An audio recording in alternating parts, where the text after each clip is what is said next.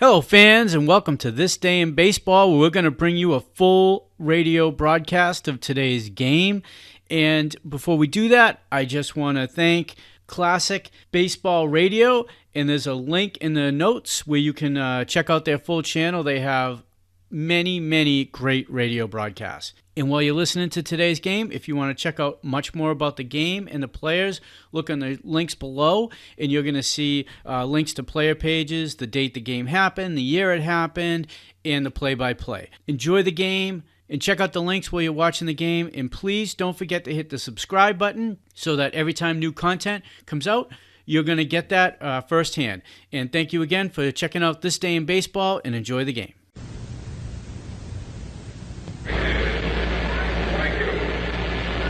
Well, good afternoon, one and all.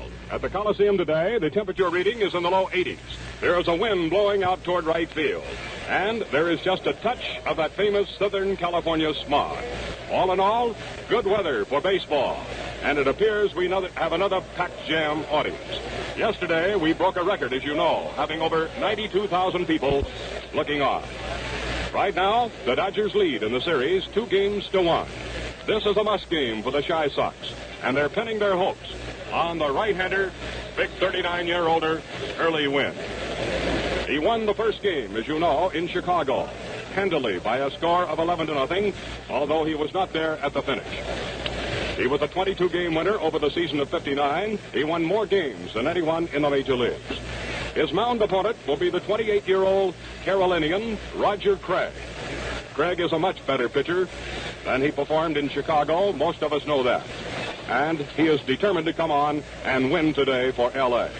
His record, I might add, in World Series competition stands now at 1 win and 2 defeats. Now, the crowd has been filing in, I would say, since 10 o'clock this morning. It's a very festive mood here in Southern California. And one thing that has struck myself and Mel Allen and watching the crowds pour in as the casual dress and the way the people come here, bring their picnic lunch, and then take their time about coming on through the tunnels and into the Coliseum.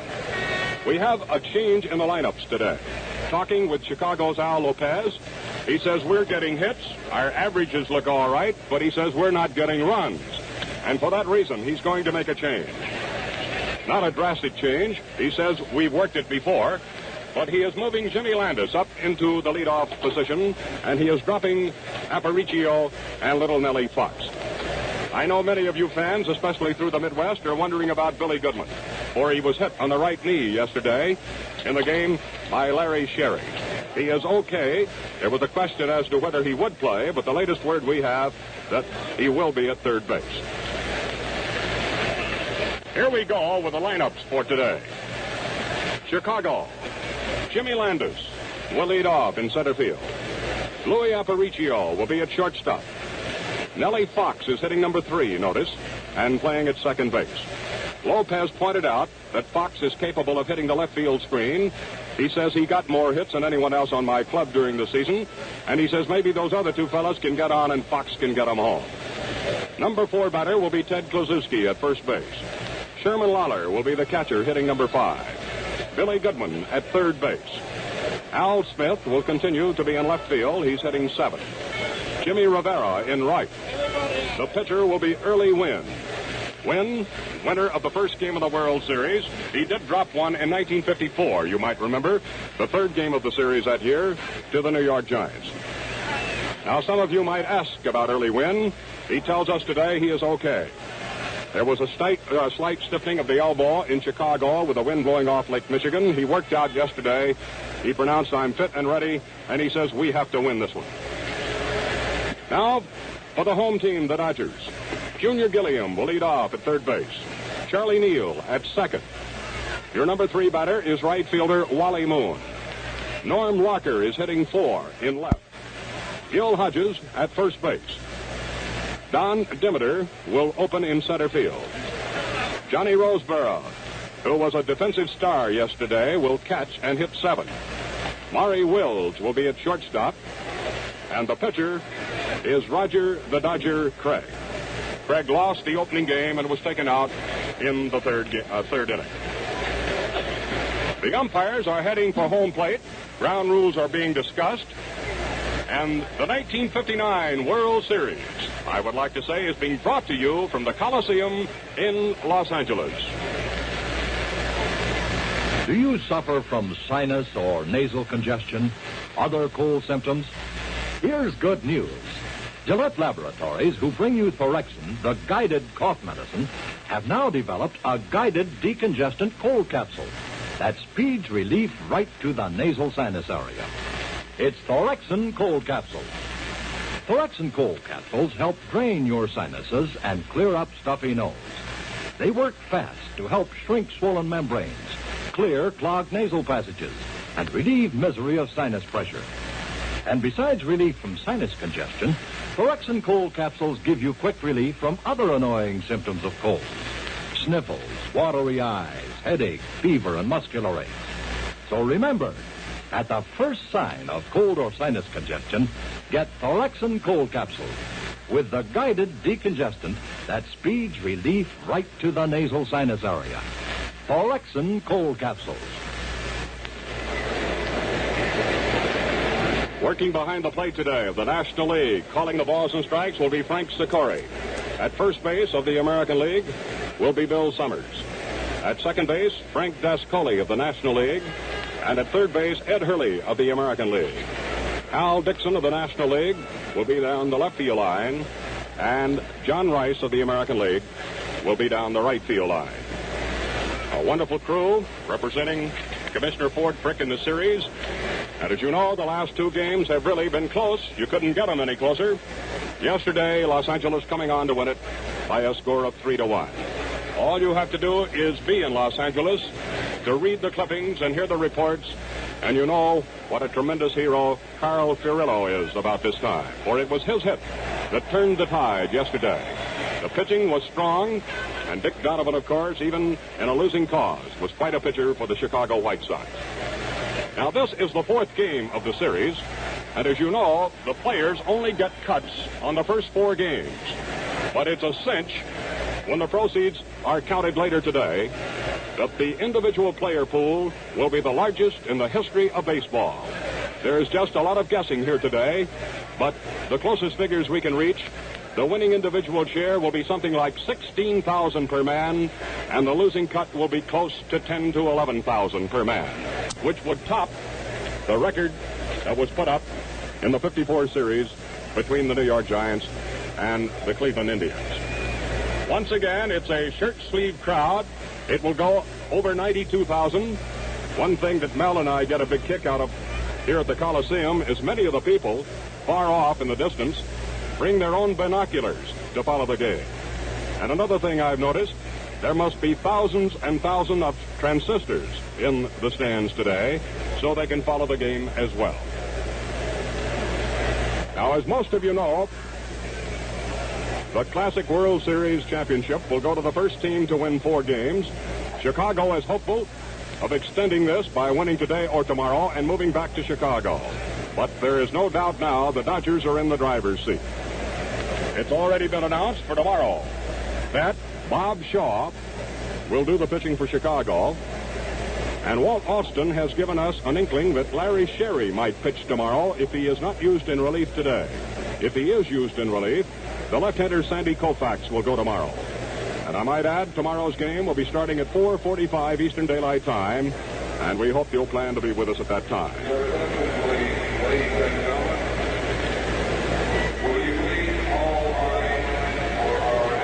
Johnny Boudreau and his band, and John Raitt to sing the national anthem, and the Marine Color Guard now marching from the right field foul line out toward second base, and then turning and facing the open end of this huge Coliseum. There is not an empty seat at the Coliseum today. And here is the national anthem.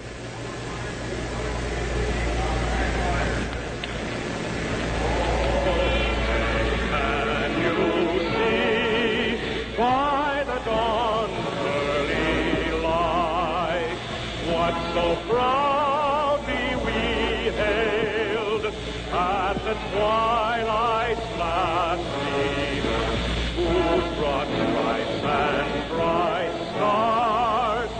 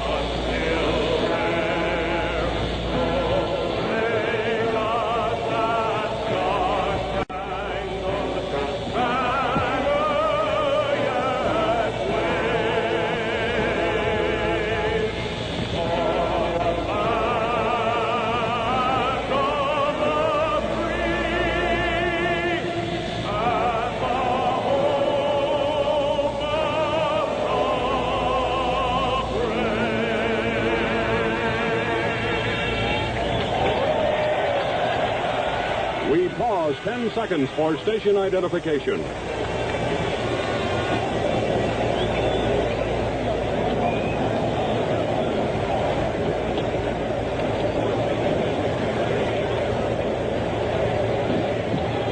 And now, ladies and gentlemen, to get us started from the Coliseum, to give you the story of the fourth game of the World Series, my partner and sidekick for this 1959 Fall Classic, one of America's top sports reporters, your friend and mine, Mel Allen. Hello there, everybody. The Los Angeles Dodgers take the field of the cheers of the throng here today with Roger Craig not yet emerged from the Dodger dugout. The boys moving down to the bullpen. See Sandy Koufax moving down into the bullpen, as Bide told you. Walt Alston said that there is a possibility that Koufax might work tomorrow. A great deal depends, of course, on the outcome of today's game. Lanky Roger Craig, who was the best pitcher the Dodgers had during the latter part of the season, he came up on June the 19th. He had been with the Dodgers previously, but developed arm trouble and was sent down to the minors. He had a 6-7 record for Spokane before he joined the Dodgers in mid-June. And he won 11 and lost 5 with the Dodgers after returning to them with the wonderful earned run average of 2.06. But in the first game of this World Series, he was knocked out in the fourth inning when the White Sox came up with their 7-run inning and went on to win that game 11-0. And so the 6'4" right-hander from Durham, North Carolina, declared that he's out for revenge today to make up for that one. Craig is no stranger, of course, to World Series action. He appeared in the World Series in 1955, starting the 5th game and beat the Yankees 5-3. In 1956, he started the 3rd game and lost by the identical score. He was used in relief in the 7th game of the 56 series with no decision. And he started the 1st game of the current series, giving up 5 runs and 5 hits as he went 3 innings plus. And now we're ready to go with the revised batting order for the Chicago White Sox. Jim Landis leading off. He's had 4 for 12 in the series, batting .333. Jim Landis, who has good power, good speed. The first pitch of the ball game is low outside for a ball. Jim Landis, who was born in Fresno, California, lives in Richmond, California, and his family's here to watch him play. Roger Craig delivers. Landis takes ball 2, a little bit high. Norm Larker in left field, Don Demeter in center, Wally Moon in right, Jim Gilliam third, Maury Wills short, Charlie Neal second, Gil Hodges first, Johnny Roseboro catching. 2 balls, no strikes. The windup. Around comes the right arm. The pitch. Outside. Ball 3. A 3-0 count. Tony Cuccinello coaching at third. Don Gutteridge at first. Aparicio on deck and Fox to follow. Roger Craig pulls the visor of his cap, gets his sign, swings to the windup. Around comes the right arm. The pitch, and it's in there. Strike 1. 3-1.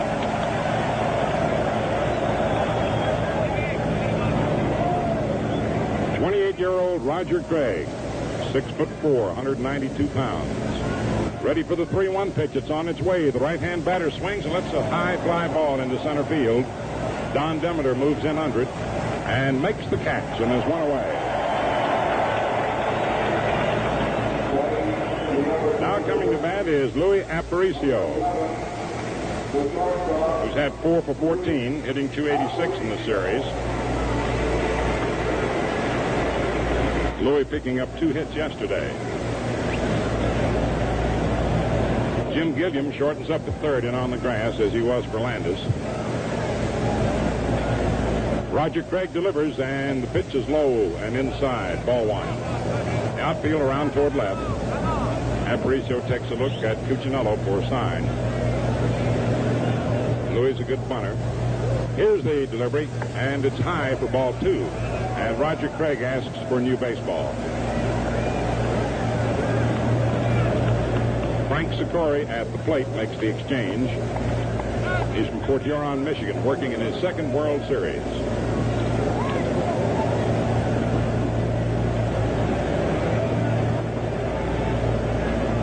Now the next pitch on its way. Louis takes that one, and it's outside for ball 3.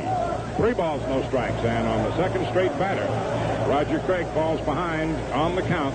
3 balls, no strikes. He managed to come back and retire Landis.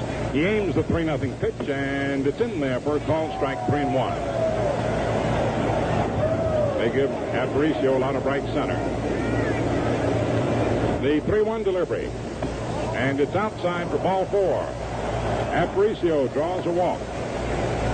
And here's Nelson Fox coming to bat in the running for the Most Valuable Player Award in the American League, along with Aparicio, among others. Fox has had 4 for 12 in the series. He's not accustomed to batting in the third spot in the batting order. He has done it, goes back some 8-9 years or so when Jack Onslow was managing the White Sox. The pitch is inside for ball, gets away, but not far enough for any advance, and Roseboro trying to pick the ball up, lost it again, but Louis did not go.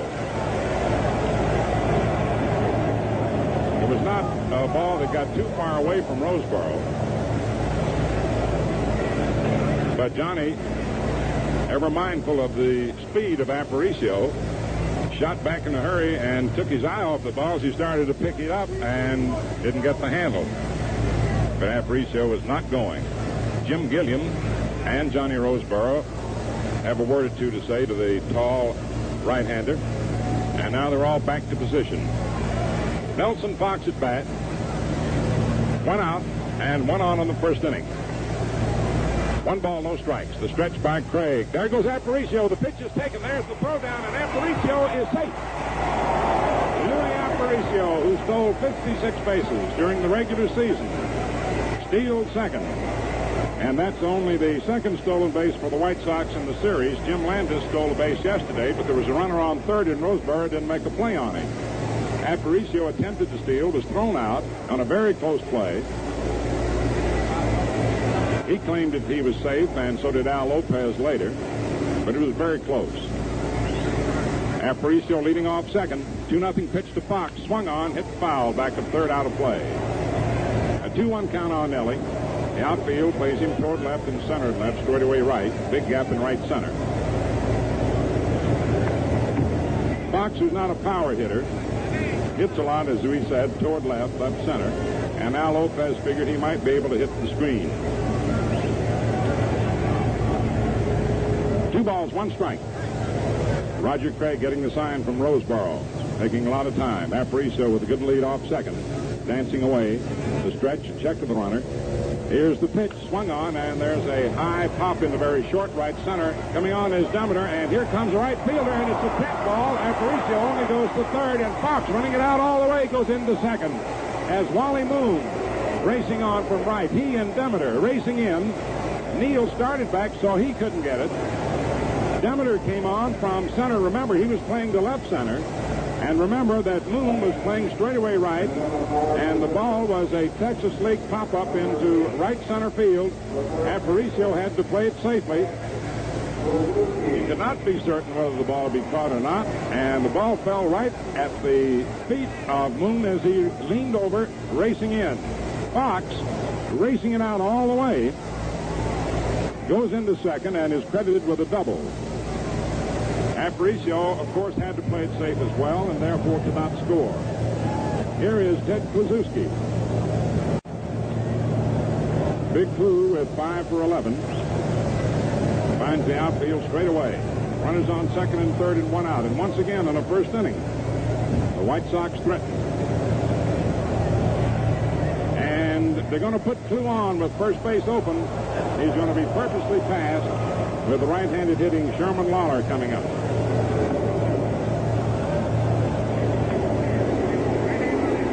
In game 1, the White Sox scored 2 runs in the first inning.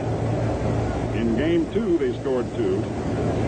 Yesterday, of course, they failed to score, but they got the bases loaded.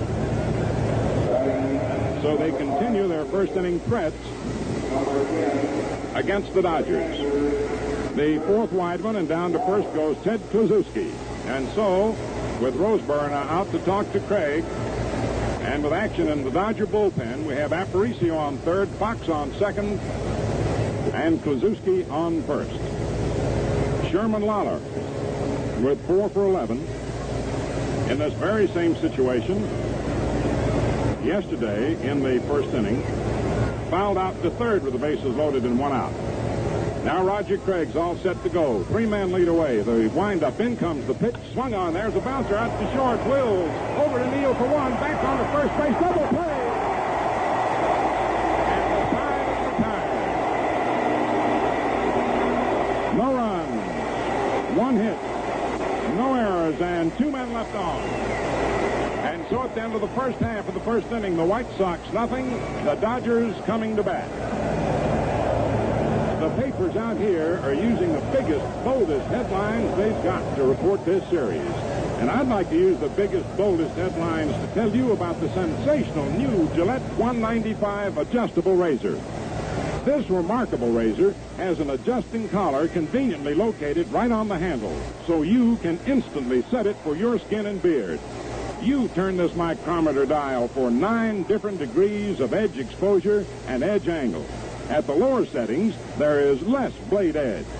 As you turn the dial towards 9, up and up go edge, exposure, and angle. You find the setting that gives you fast, clean shaves, long-lasting shaves that make you feel as good as you look. Now, what does all this shaving comfort cost? Just $1.95, and that includes dispenser of Gillette Blue Blades and travel case.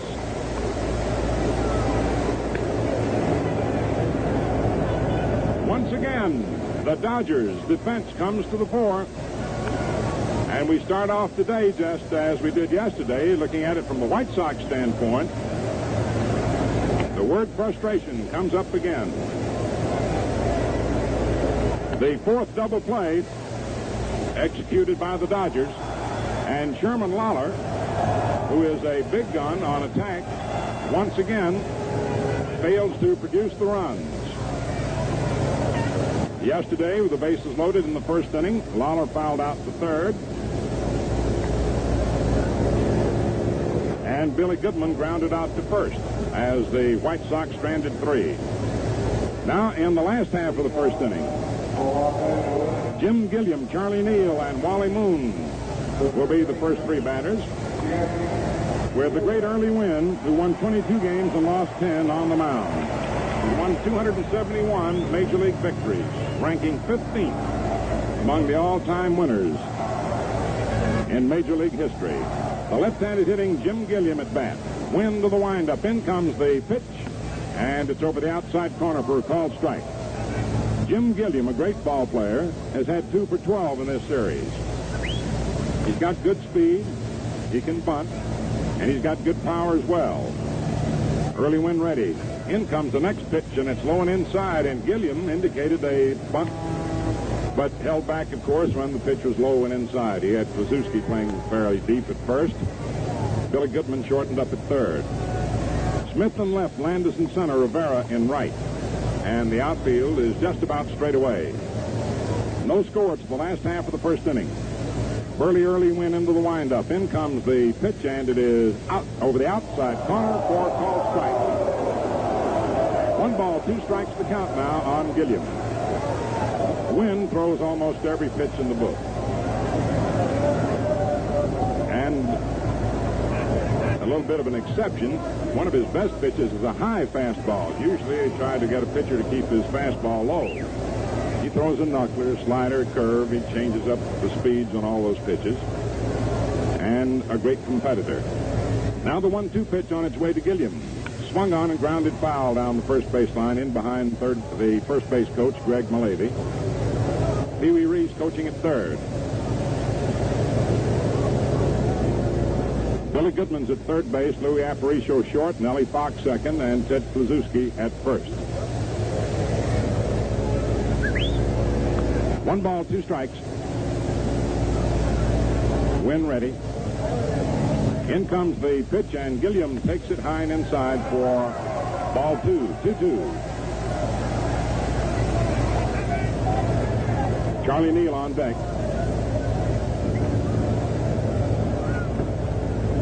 39-year-old early Wynn swings slowly to the windup. Around comes the right arm. In comes the pitch, and it swung on and fouled back into the stands. Count remains 2-2.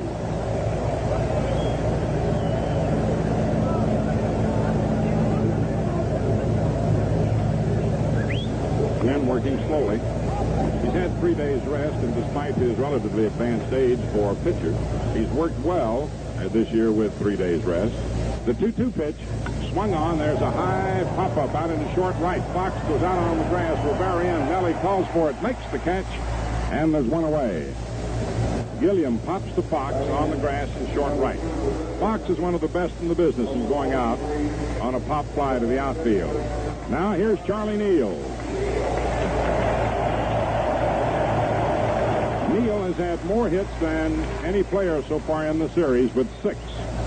Batting .462, 6 for 13. And as Al Lopez said, there's a great ball player. Nellie Fox trots in from second base now to say something to Wynn. I think Wynn was calling to him.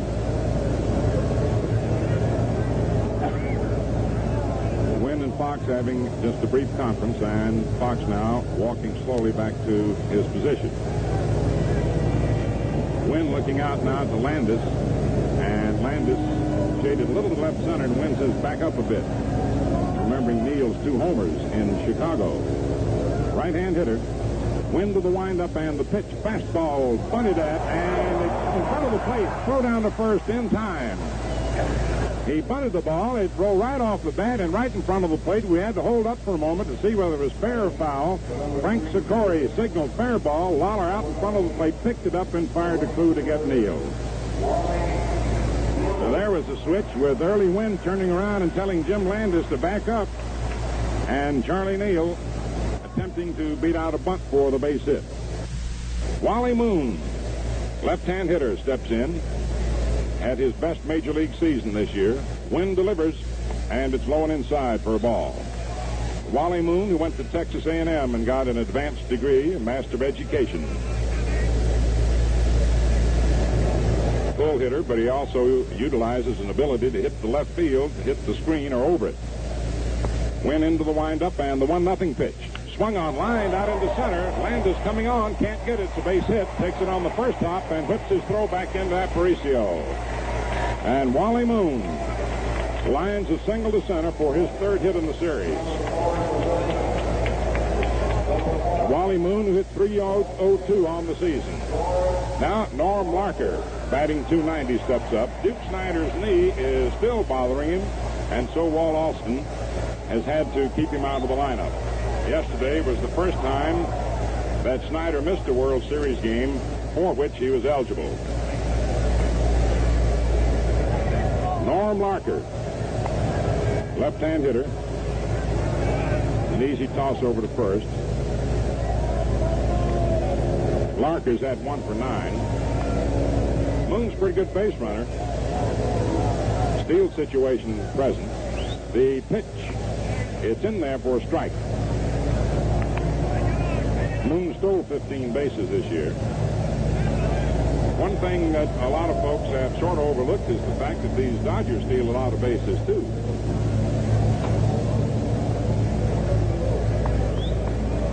They have more men, actually, who can steal bases than do the White Sox. Check the Wally leading off first. And early Wynn steps off the rubber, and Moon moves back toward the bag. Throw over to first, and Moon's back.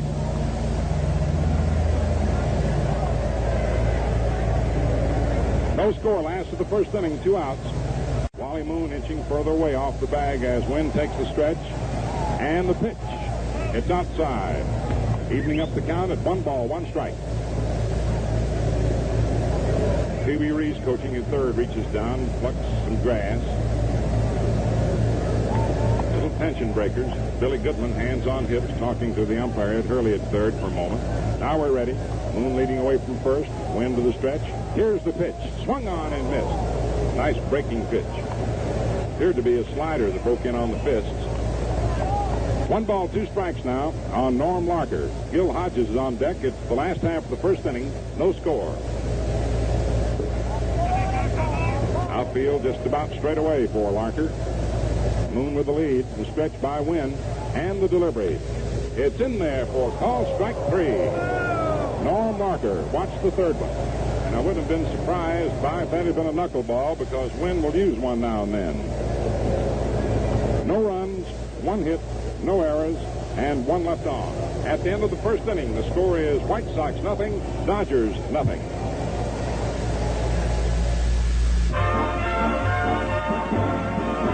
Just twist that dial and you're all set with the adjustable razor by Gillette. For shave so easy, fast and clean. So try it and see what we mean.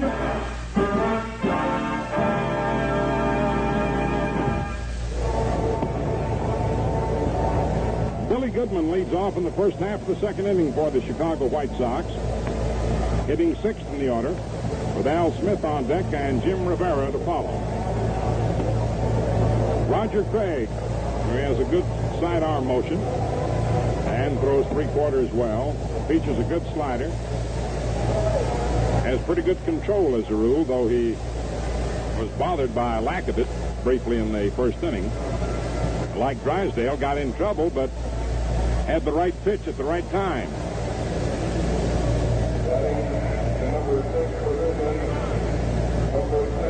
The Dodgers, who won a playoff to get into this series, have precedent behind them to go on to win the championship. But right now, here is Billy Goodman, left-hand batter, who takes ball 1. The Cardinals won the 46 playoff and took the series. The Indians in 48 won the playoff and took the series. And the Giants in 54 won the playoff and took the series. Goodman takes a strike. Count is 1-1.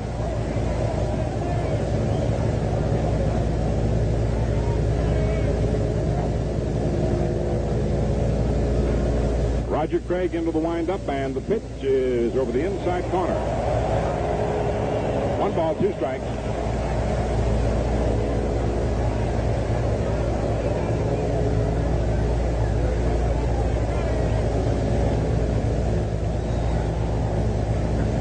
Now the next delivery, swung on and fouled off the plate.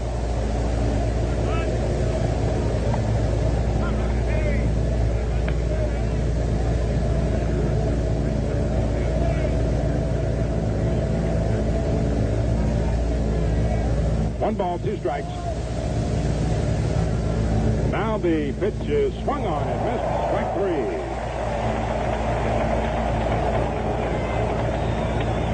Al Smith comes up. Number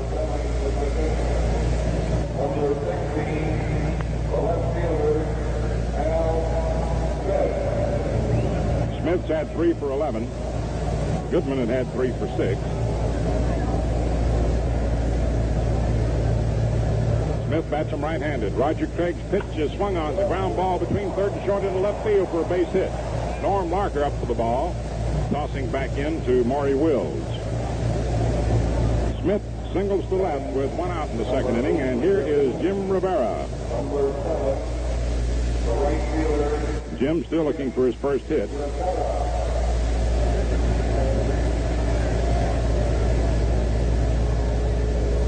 The pitch to Rivera swung on. It's a high pop-up into very short right. Moving in is Wally Moon, and he makes the catch. 2 down. Early Wynn will be coming up to bat.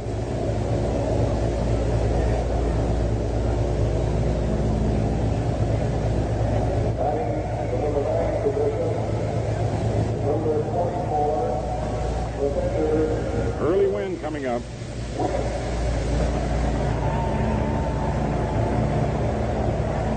Wynn, the switcher, will bat left-handed, of course, against Roger Craig. 2 outs.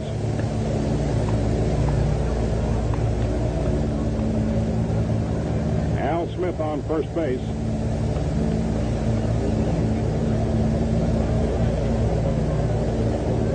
Smitty stole 7 bases during the season. Wynn, pretty good hitting pitcher. Outfield straight away. Craig sets, throws over to first, and Smith is back.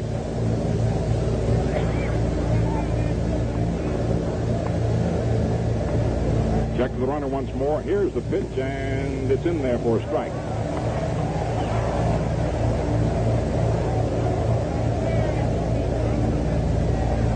0-1 the count. Now the pitch. Ball 1-1.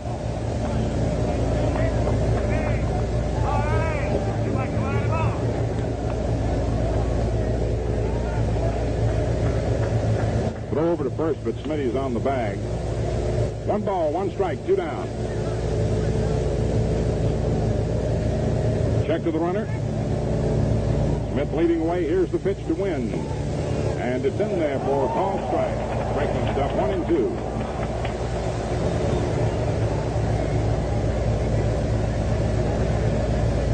Nothing, first half of the second.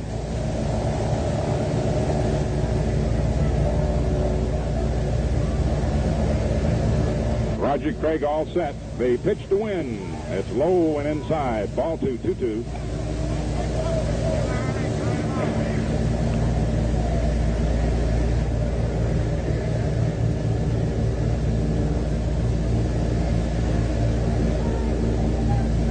Two balls, 2 strikes, and the pitch is just outside. Full count now, an early win. I'd like to make a correction a little while ago talking about winners of playoffs who won championships. The Giants won the playoff in 51 but lost it. Throw to first and Smith is back. Full count. Craig to the stretch. Smith with the lead. There he goes. The pitch is swung on and popped up in behind the mound. Charlie Neal moves under it, makes the catch. And the side's retired. No runs, 1 hit, no errors, and 1 left off. And so at the end of an inning and a half, the score is the White Sox 0, the Dodgers 0. Yesterday, the largest crowd ever to watch a World Series game was present here. Over 92,000. And that made great news.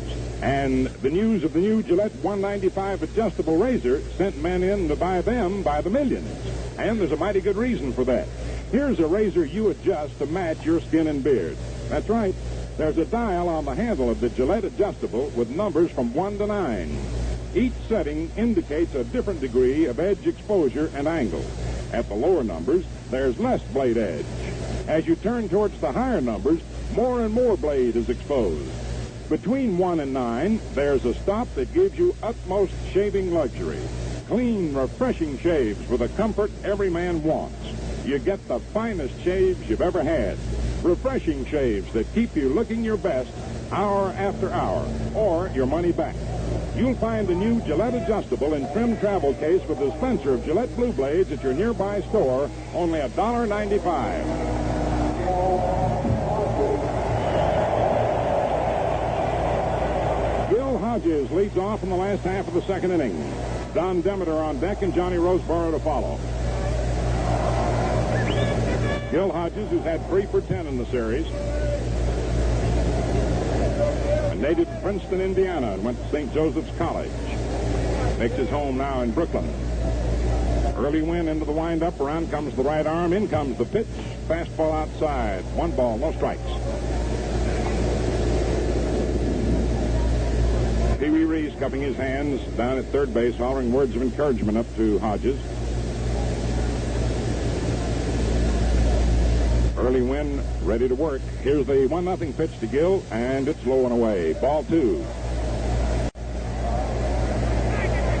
Here in the Los Angeles Coliseum, with a short left field screen, some 250 feet away, and extending at a point in left center to only 320.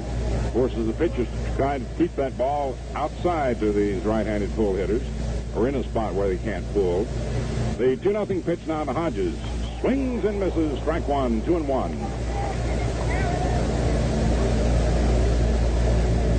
Wynn victorious in the opener, though he left the game early because of soreness in the right elbow late in the game.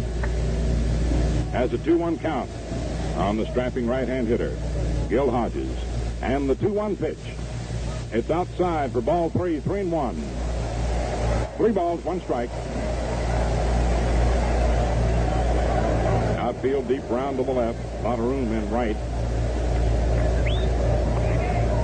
Billy Goodman deep near that third baseline. Aparicio into the hole. Fox deep over near second. In comes the 3-1 pitch. Hodges swings and misses. Strike two. Full count.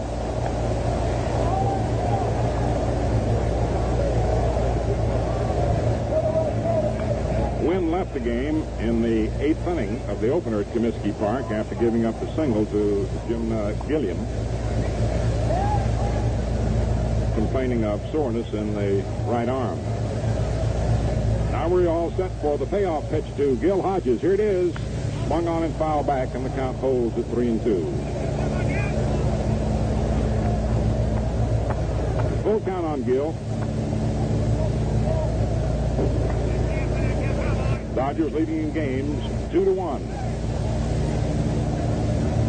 Trying to end the World Series here in their own backyard. The White Sox battling to get even, hoping to send it back to Comiskey Park. Wynn working slowly. Now he steps on the rubber. Gets the sign from Sherm Lollar. Full count on Gil Hodges. Wynn swings for the windup. Around comes the right arm. In comes the payoff pitch. It swung on and fouled back on the ground behind the plate. There is not too much room back of home plate for the screen, nor an undue amount of room along the first base and right field lines in foul territory. But along the left field line, a huge amount of space. Full count on Gil Hodges. Gil hanging in there. Wynn trying to stay with him. Now the windup, and again the payoff pitch, and Hodges swings and again fouls it off, and it hits Don Demeter, who's standing up and is on deck. And it hit him on the left arm, but he's all right. He tried to jump out of the way of it. Hodges grins. He steps out of the batter's box, looks over to see if Demeter is all right. And he is, and Gil just grins a little.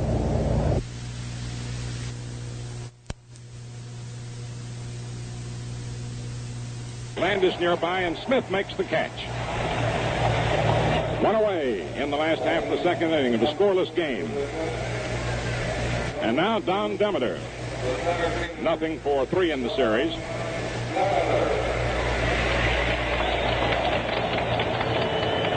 Stands 6'4", weighs 180, from Oklahoma City, 24 years old.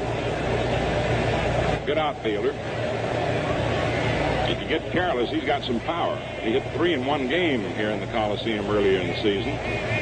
Early Wynn delivers. Demeter takes a strike over the outside corner. The defensive setup for Demeter, the same as for Hodges. With the possible exception of Aparicio, who's not quite as much into the third base hole as he was for Gil. Now the one-strike pitch on its way. Swung on a ground ball hit by Goodman. Aparicio up with it. Throws not in time. Aparicio backed up Goodman. Fielded the ball at the edge of the left field grass, about 20 feet off the third base line. Bounced to throw over to first. Had no chance really to get Don Demeter, who is credited with the base hit. Now Johnny Roseboro comes up. Don Demeter getting his first World Series hit. Johnny Roseboro, who's had 1 for 11.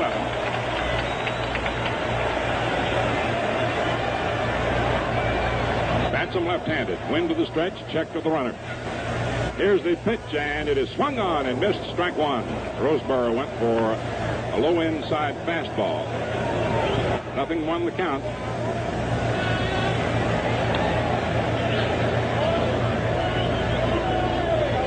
Roseboro hit only .232 during the season. But he's got power. Every once in a while he hit a long ball in the clutch. Check of Demeter leading away from first, and an easy toss over by early Wynn. It was Roseboro, you remember, who hit the home run in the first game of the playoff with Milwaukee that broke a 2-2 tie and gave the Dodgers a 3-2 win. The delivery swung on. There's a fly ball hit to right, and Rivera's late picking it up, but goes and grabs it near the fence, and there goes Demeter towards second. Here's the throw, and the ball is dropped by Aparicio, and Demeter is safe. Jim Rivera was late picking that ball up.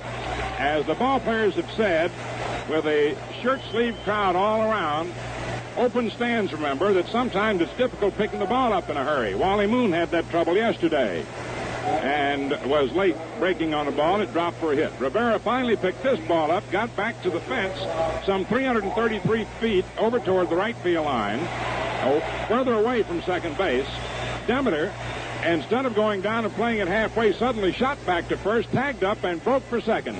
Rivera's throw would have been in time, but it was very close, and Aparicio had to move to the first base side of the bag and try and grab it with the glove and put it on the runner, and in snatching at the ball, he did not get possession of it, and therefore Demeter was safe at second. No error, of course, on the play. Aparicio shaken up a little bit on it as he tried to grab the ball and get the Husky Demeter getting in there. Now Kluszewski comes over to say something to early Wynn. They're 2 away. Don Demeter moving to scoring position after the catch of the fly ball by Jim Rivera. And here is Maury Wills, switch hitter, batting left-handed against early Wynn. Hit .260 on the season. One of the surprises of the year. Early Wynn to the stretch. Here's the pitch. It's inside, ball 1. Maury Wills, who's had 3 out of 10 in the series, hitting .300. Took spring training with the Detroit Tigers. They did not make it. And then the Dodgers got a hold of him, brought him up after the season had begun, and he solidified the infield. In comes the pitch, and it's bounced toward third. A high chop, and with his speed, he's going to make the base as Aparicio takes the ball and can't make the throw, and Demeter goes to third. Wills, trying to hit the opposite field, hit a high chop off the plate. The ball bounded high in the air, and all Aparicio could do was wait for the ball to come down. Wills, considered the second fastest man in the National League, Vada Pinson being considered the fastest, easily beat it out for an infield hit as Demeter moved on to third. And here is Roger Craig, who had 3 for 53 on the season, batting .057. Runners on first and third for the Dodgers in the last of the second, and 2 away. No score. Demeter on third and Wills on first. Wynn to the stretch. We'll watch Wills for you. And the pitch. It's in there for a strike.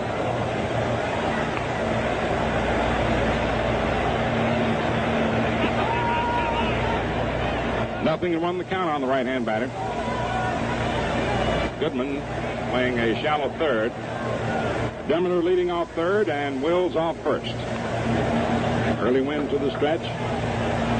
There goes Wills. The pitch is swung on and missed. The throw down, and holding third is Demeter. No play on the base runner, though the throw went down. Aparicio broke in front of the bag to intercept the throw to fire back toward the plate in the event the double steal had been signaled for.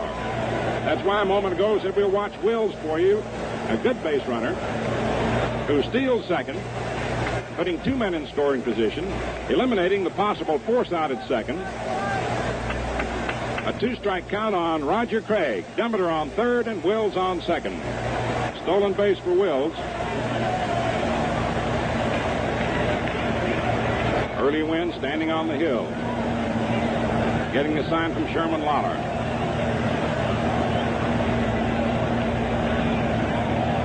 Taking a lot of time. Trying to outstare Craig, and Craig asks for time to step in some action now in the Dodger bullpen as Roseboro goes out to talk to Craig.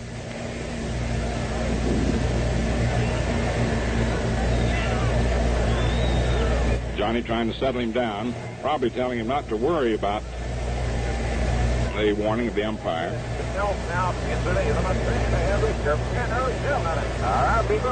Ted Kluszewski was purposely passed in the first inning. Aparicio on second, Fox on first. No score, third inning. Craig delivers to Klu, swings and grounds it to second. Neal over to Wills for 1, back on to first. Double play again. And the side is retired. No runs, 2 hits, no errors, and 1 left on. The 5th double play for the Dodgers in the second in this ball game. At the end of 2.5 innings, the score, White Sox nothing, Dodgers nothing. The great early Wynn moves out to the mound. 271 Major League wins, stands 15th among all-time winners. And there's no doubt that getting early from the Indians was one of the best trades Chicago made. And talking about good deals, you just can't beat the deal you make when you buy a Gillette 195 adjustable razor. I'm dead sure you'll agree it's the finest shaving instrument ever made. But if you don't, it doesn't cost you a cent, because Gillette will refund the entire purchase price. You see, on the handle, there's a dial with 9 numbered settings. Turn this dial one way, you get less blade edge. Turn it the other way, you get more blade edge. You set the razor.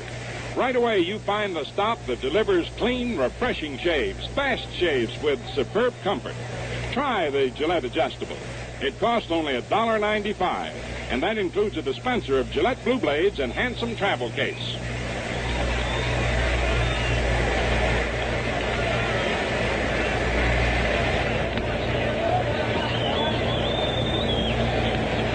In the last half of the third inning, it'll be the top of the Dodger order. Jim Gilliam, Charlie Neal, and Wally Moon. And the Dodgers continue to stop the White Sox with men aboard. They clicked off the double plays yesterday and again today.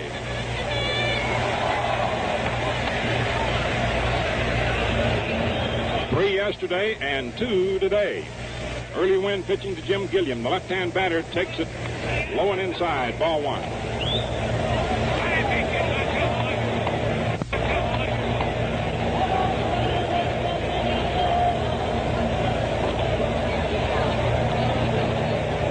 Nothing, last of the third. Gilliam popped to Fox in the first inning. Wynn delivers, and it's low, ball 2. 2 balls, no strikes.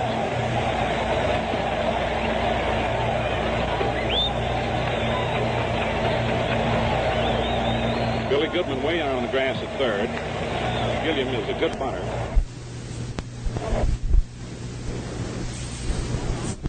Pop out back of Kluszewski on the grass in short right. Fox out, makes the catch in almost the exact spot that Gilliam popped out to him in the first inning. Number 43. Run away, and here's Charlie Neal.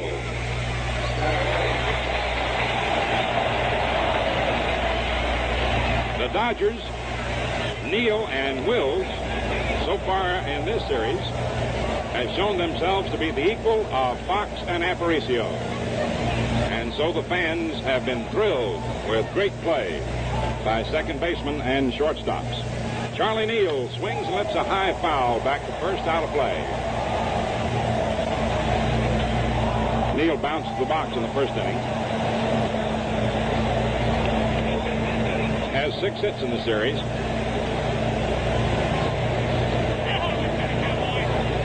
The largest total of any player.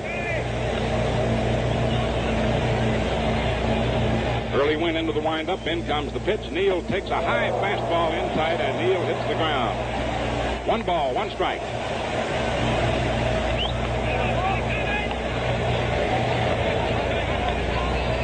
The outfield shaded around toward left.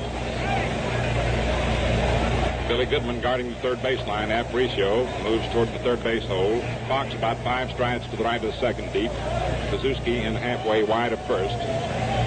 The 1-1 pitch on its way to the right-hand hitter. Swung on and missed. Strike 2, 1-2. The White Sox battling to even the series. The Dodgers seeking to gain a truly commanding edge. They lead in games 2-1. 1 ball, 2 strikes, 1 out, none on, last of the third. Here's Wynn's pitch, and Charlie Neal fouls it back. Tried to check his swing. Count remains 1-2.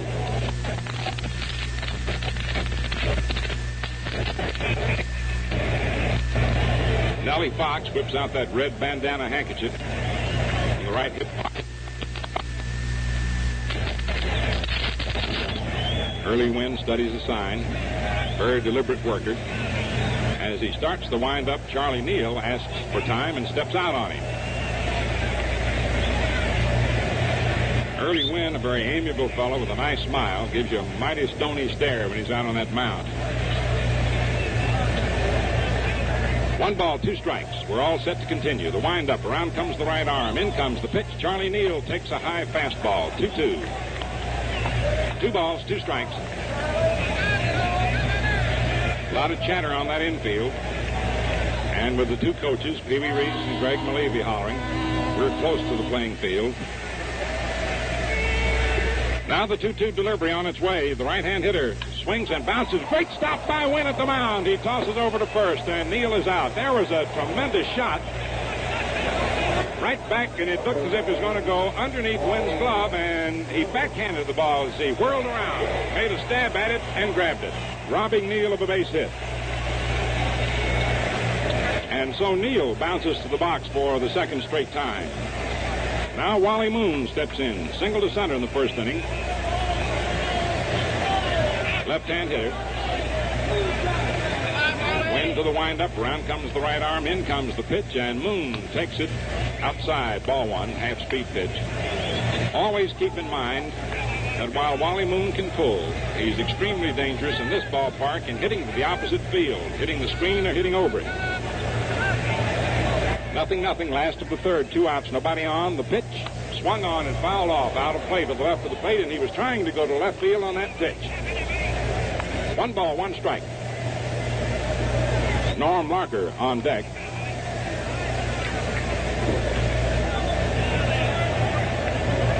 Bob Shaw will be the pitcher tomorrow for the White Sox, regardless of the outcome of this game. Walt Alston said he didn't know whether he'd start Sandy Koufax or Dave Williams. Now the delivery swung on line to left field for a base hit. Taken on a hop by Al Smith. He whips his throw back into Aparicio. And Wally Moon lines a single to left. Now Norm Larker took the 3rd strike in the first inning, steps up. I started to say Walt Alston is undecided as to whether he might start Sandy Koufax or Stan Williams, possibly Larry Sherry, depending on the outcome, of course, of the game today. He said that if he had to go back to Chicago, he might want to save Padres for Comiskey Park. Wynn to the stretch, check to the runner, and the pitch. Swung on, hit foul back to first. And we have the same situation here in the 3rd inning as we had in the first, with Moon on and 2 away. And don't forget that Wally is always a base-stealing threat, with 15 swipes during the regular season. With the score tied, 0-0, 2 outs, a steal situation is present.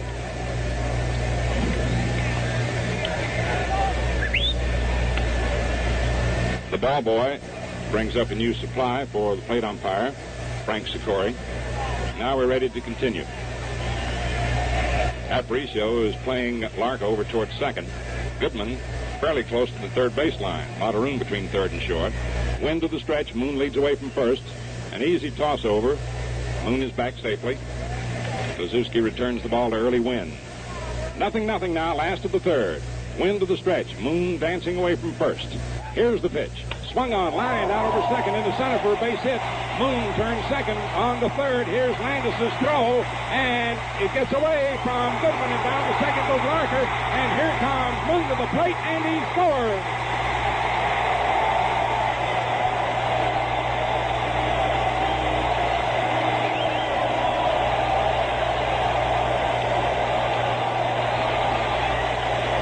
Wally Moon turned second, hesitated momentarily, kept on going. Landis on Demeter wanders off second.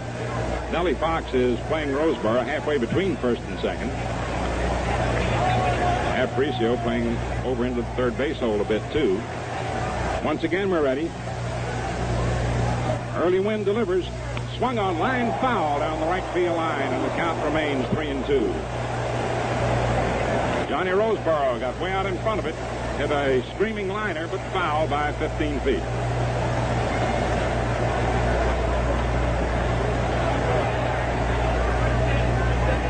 Wynn, who gave up only 6 hits in the 7 innings he worked in the opener, already has allowed 7. 4 in a row here in the last of the third with 2 out, nobody aboard.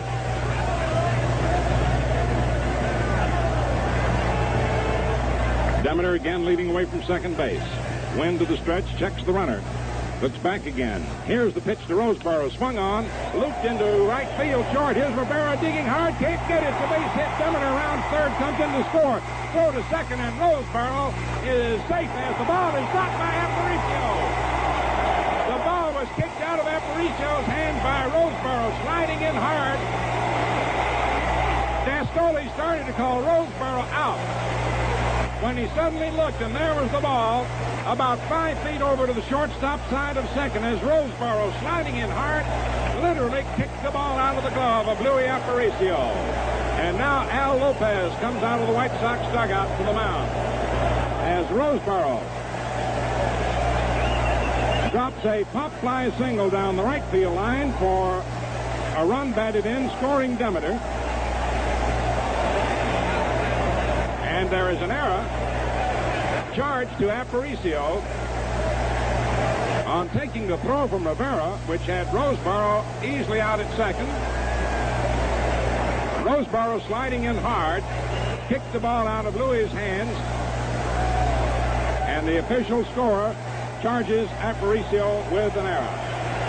Early Wynn now leaving, and Turk Lown coming in as the Dodgers lead 4-0 here in the last of the third. And we pause right now, 30 seconds for station identification.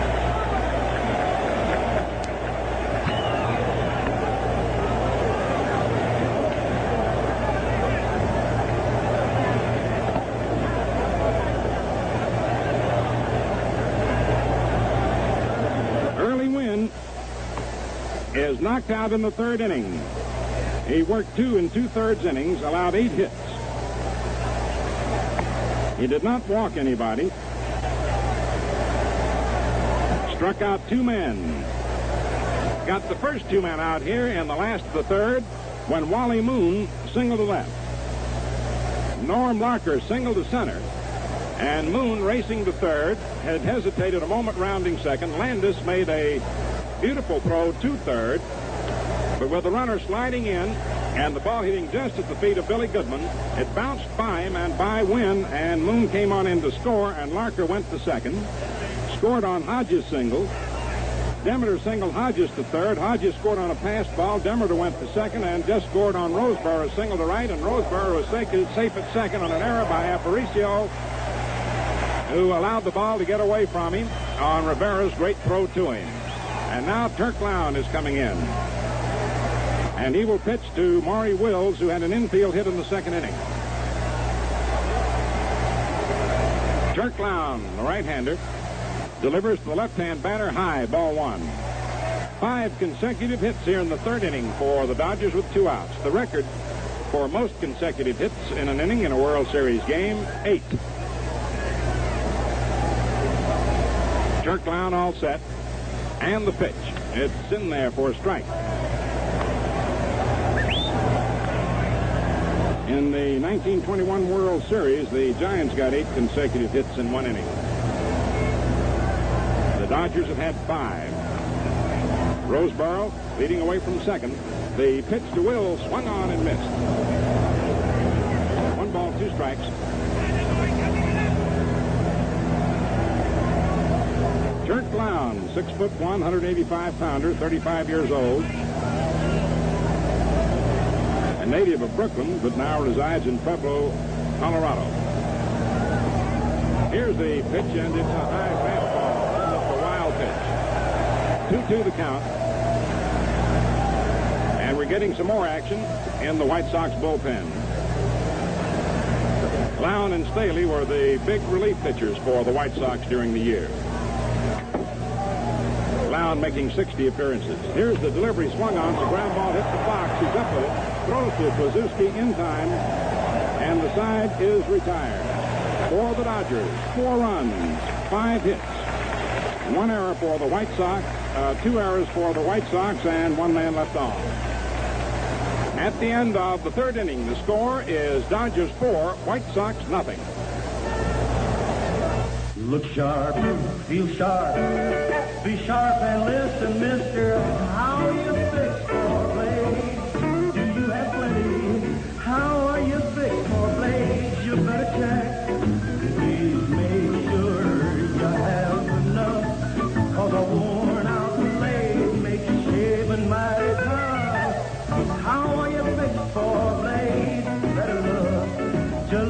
Little lake I mean.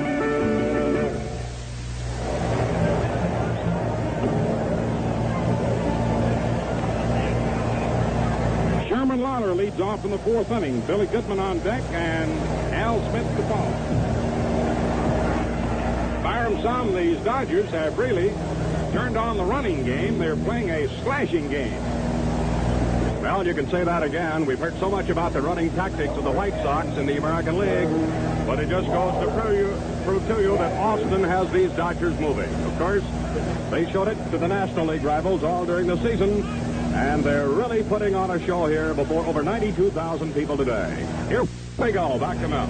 Sherm Lollar takes pitch outside for a ball from Roger Craig.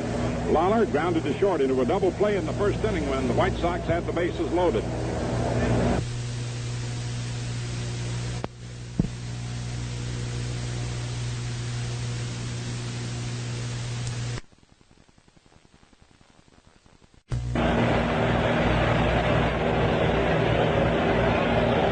Outfield around to the left.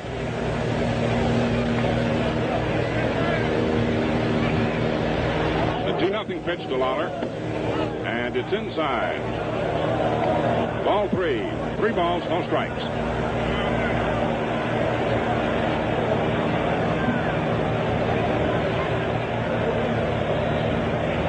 Craig's next pitch, it's right over, strike 1, 3-1. While this is only the second game of the series in Los Angeles, in a sense, it's been amazing that so far nobody's hit one over that screen. The 3-1 pitch is over the outside corner, called strike 2. Once again, Roger Craig, falling behind 3-0 on the hitter, comes right back. Full count. The payoff pitch to Lollar, swung on and missed, strike 3. How about that?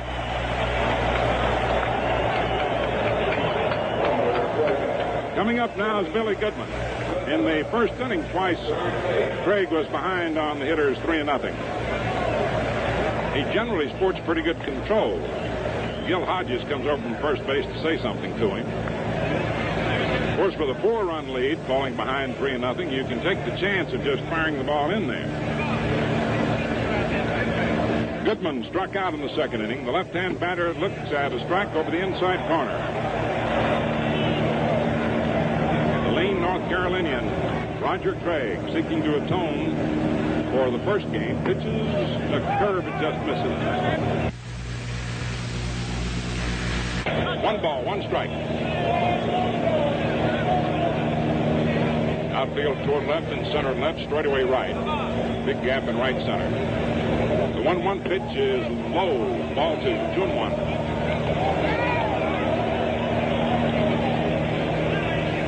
Dodgers 4, White Sox nothing.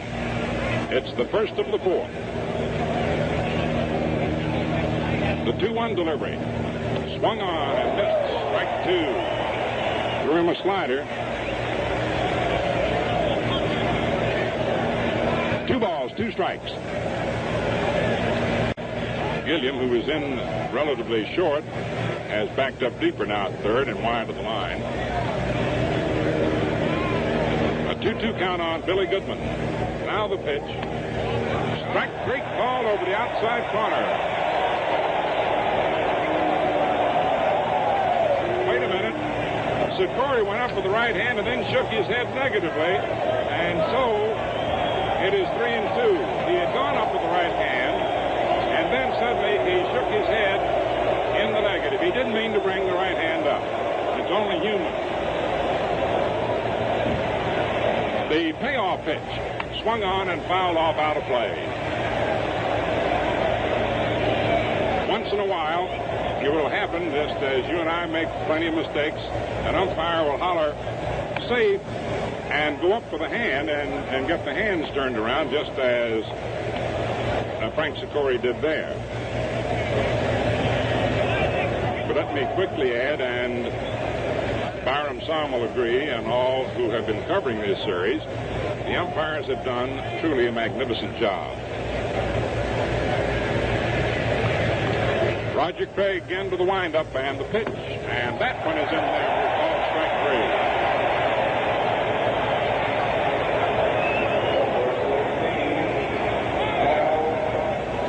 strikeouts for Roger Craig. Al Smith, who singled to left in the second inning, steps up. Dodgers 4, White Sox nothing, fourth inning.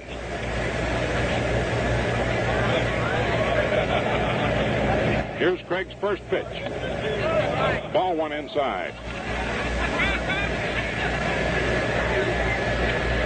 The 4-run rally by the Dodgers has eliminated some of the tension at the moment. Next pitch is swung on, lined over third down the left field line. Larker chasing it into the corner. Smith rounds first. He holds up as Larker got that ball in a hurry and threw into Charlie Neal. And there was an example of the short fence keeping what would have been normally a double to a single.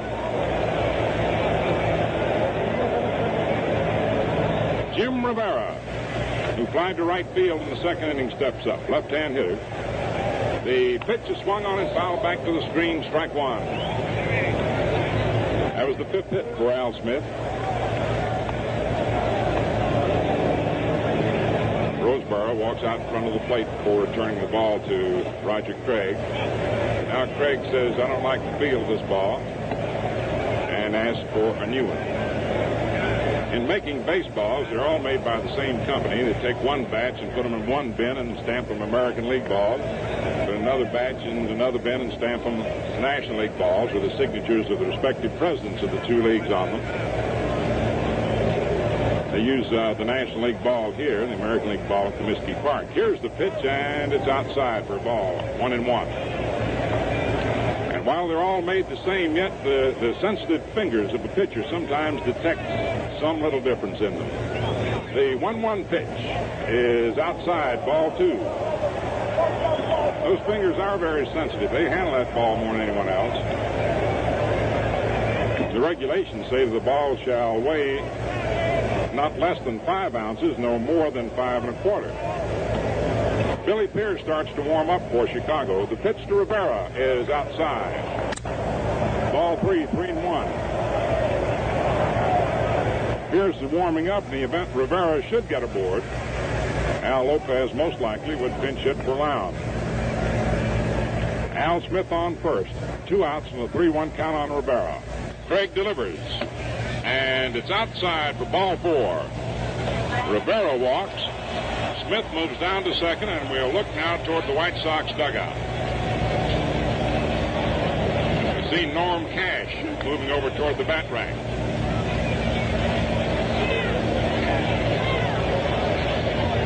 Another thing, too, about baseball, sometimes to the sensitive feel of a pitcher, the seam sometimes may feel a little higher on one ball than another. Norm Cash coming up to hit for Turk Lown.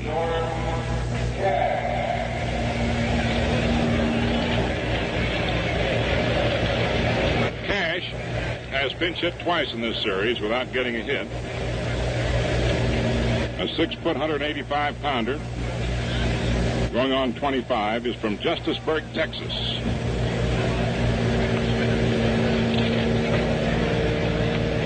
Norm Cash going up to pinch hit. Batted .240 on the season. He appeared in 58 games. Had 4 homers and drove in 16 runs. 2 men down. The pitch swung on and missed, strike 1. There goes Larry Sherry trotting down to the bullpen. Walt Austin wants him down there just in case. In fact, he's not even going down there to sit down. He's starting to work. Here's the pitch. And it's in there. Strike 2. 0-2. Dodgers 4, White Sox nothing. 4th inning. 2 men away. Smith on second and Rivera on first. Cash hitting for Loud.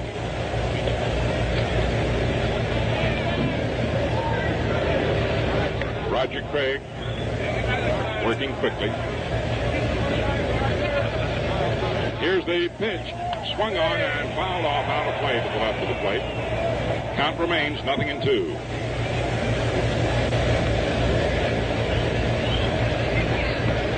Larry Sherry, who has been a hot pitcher for the Dodgers, not only in the regular season, particularly toward the end, but during this series is warming up. And Billy Pierce for the White Sox. Smith off second, Rivera off first. Here's the pitch to Cash. Swung on it, missed. Strike 3.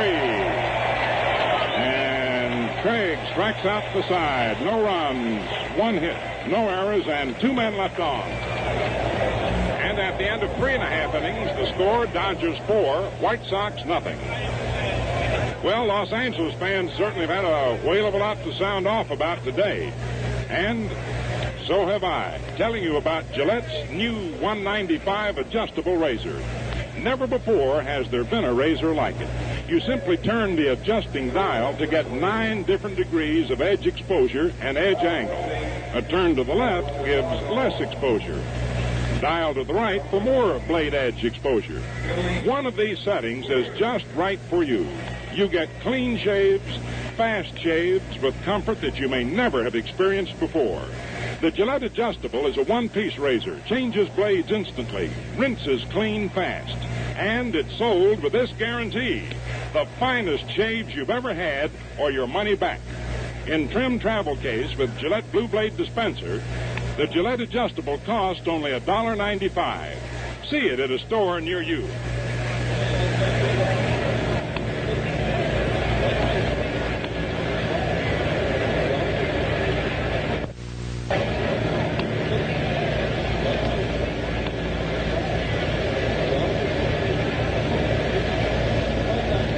Pierce coming into work. Billy Pierce, who has been bothered by a sore arm this year. But when he's right, a great pitcher, and in his prime has been one of the truly great pitchers. Had a record of 14 and 15 this season. Billy Pierce, relieving Turk Lown, who had relieved Early Wynn. Roger Craig first up. Billy, a left-hander, into the windup. In comes the pitch, swung on, sliced out into right field. Rivera moves in under it and makes the catch. 1 down. Craig had struck out in the second inning. Now coming up is Jim Gilliam.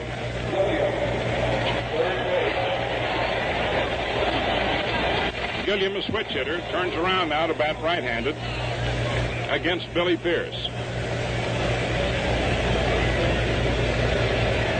Gilliam popped out to Fox twice in short right. Billy's fastball is outside, ball 1. Al Lopez had not wanted particularly to use Pierce out here.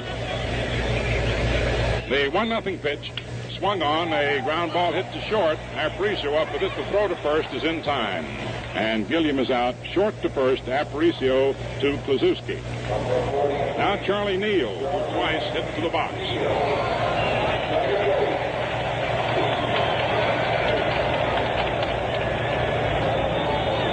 .32-year-old Billy Pierce, 5'10 and a half, 170-pounder, has had some great years. 20-game winner in 1956 and 1957. Won 165 Major League games. The pitch to Neal's a fastball. Right in there, strike 1.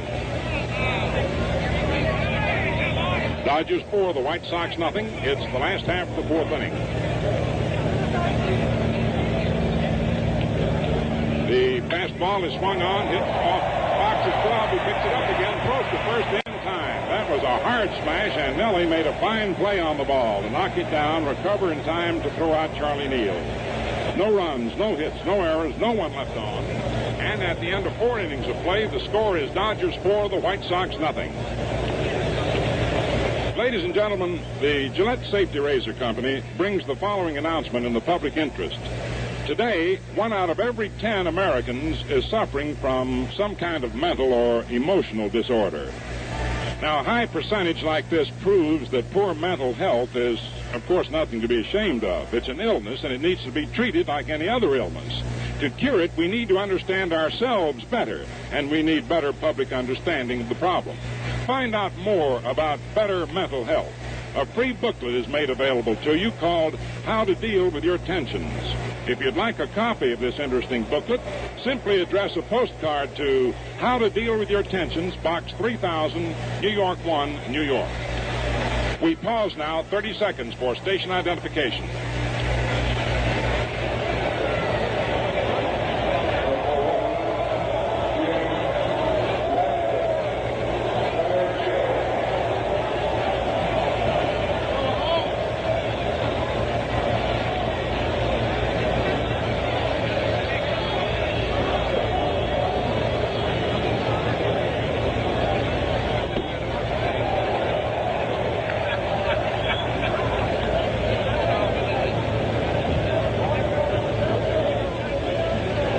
Landis, leading off, swings and misses for a strike.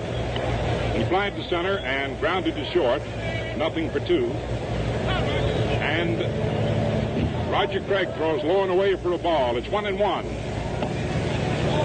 Craig's next pitch is low outside, and it is now a count of 2 balls and 1 strike.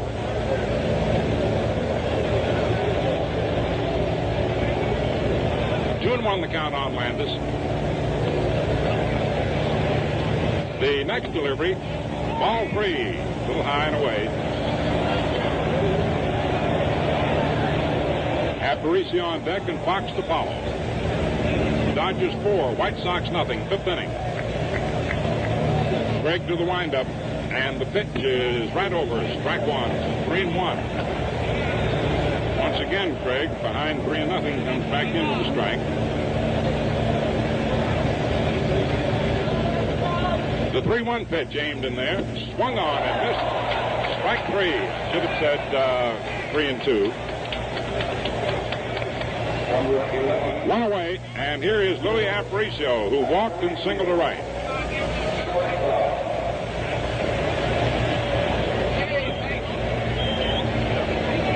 Nellie Fox on deck.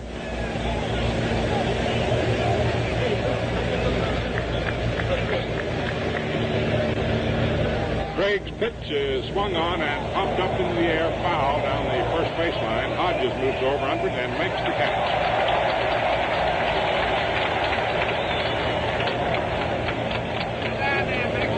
Nelson Fox stepping in. Fox is 2 for 2. He doubled to right and singled to short.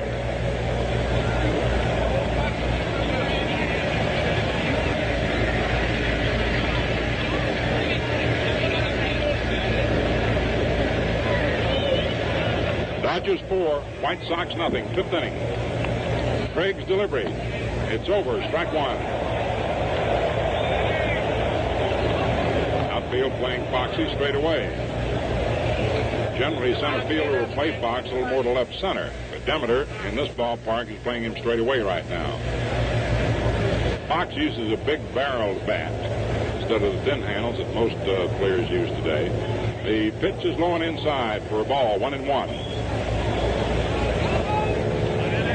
The theory being that with sliders in vogue today, which frequently hit a batter on the handle of the bat, he uses a big barrel, big handle, and frequently can punch the ball over the head of an infielder. The 1-1 delivery, it's low and inside, ball 2, 2-1.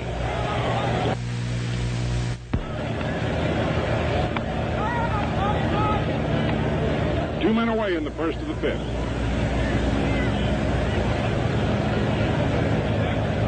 Here's the 2-1 pitch. In there, strike 2, 2-2. 2 balls, 2 strikes, 2 outs.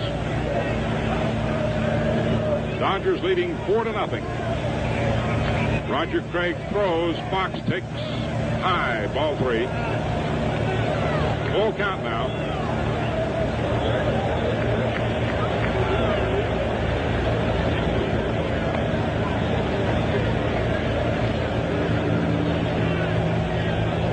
Craig to the windup. Around comes the right arm. The payoff pitch swung on and missed on a sweeping curve in tight. 5 strikeouts in the last 2 innings for Craig. No runs, no hits, no errors, and no one left on. And at the end of 4.5 innings, the score: Dodgers 4, White Sox nothing. It's now about 2:30 in And that means back around Boston to New York at 6:30. So if some of you guys back there are planning on stepping out, it's about time to get all spruced up. And remember, if you want to look your very best and feel great in the bargain, have yourself a refreshing shaving cream shave. Today, over 15 million men lather up with those modern instant shaving creams. They're fast and plenty convenient. Like Gillette Foamy, it's one of the best. A press of the nozzle and you have creamy snow white lather that holds plenty of whisker softening moisture against your beard. And here's another plus. Only Gillette Foamy gives you the protection of K34, an exclusive antiseptic that destroys harmful bacteria while you shave. Gillette Foamy now comes in two sizes, regular at 79 cents or the new Giant Foamy containing almost twice as much for only 98 cents. And Foamy with cool, refreshing menthol added is available in both sizes. They're on display at a store near you.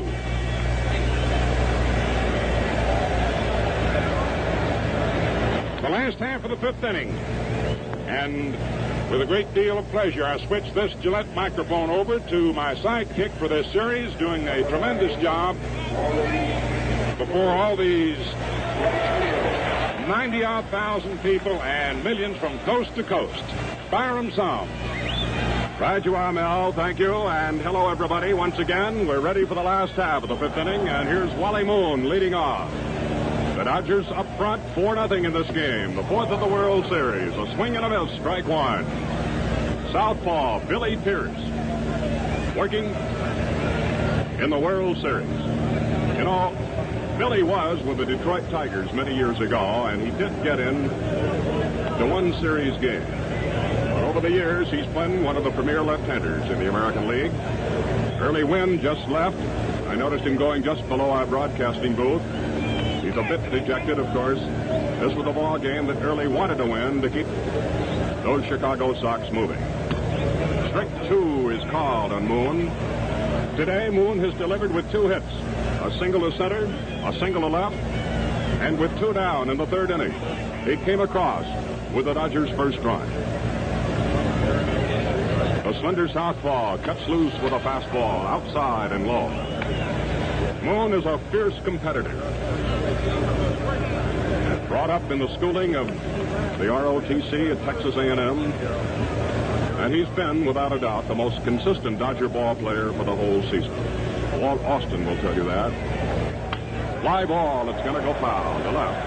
And the count remains 1 2 strikes.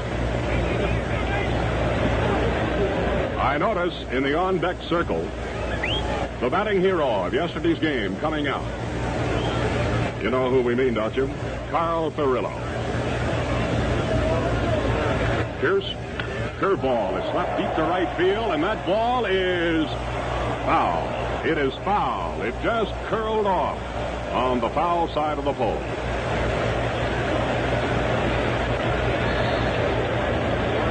Now, Moon can fool you. While he is a left-handed batter, he has tremendous power to left and left center field. And I don't believe there's been a left-handed batter in the 2 years of play here at the Coliseum that has hit as many home runs over the left field screen. 1-2 on him. He's out. He went for a fast curveball, and he's out swinging. A strikeout for Billy Pierce.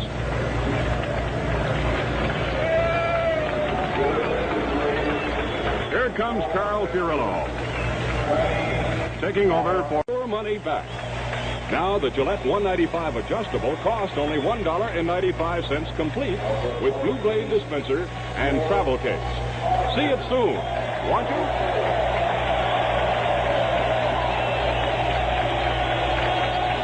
Stan Williams starts throwing in the Dodger bullpen. To lead off in the last half of the eighth, Gil Hodges.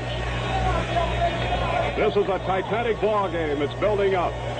The White Sox, with their never-say-die spirit, have tied it up. And here is Hodges. He has a 1 for 3 today, a single and a run scored. Staley pitches right in there. A crossfire pitch for a strike.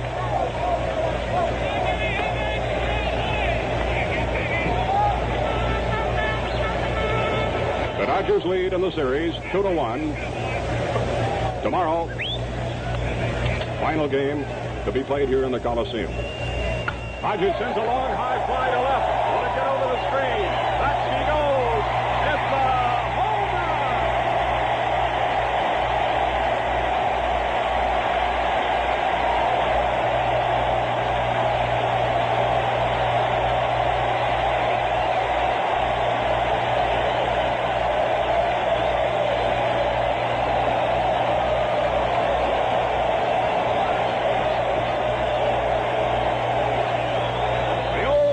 Gil Hodges has hit one off to the far edge of the screen into this mass of people, and the Dodgers lead 5-4. Second run batted across for Hodges today. The Dodgers are back in the lead, and it's the 5th home run that Gil has hit in World Series competition. All right, Demeter is your batter now. He fouls one behind the plate, strike one. Gil Hodges connected. And the left fielder and the center fielder, Landis and Smith, just looked as she sailed on over the faraway screen. Demeter, perfect day so far. 2 hits and a walk. He takes strike 2 call.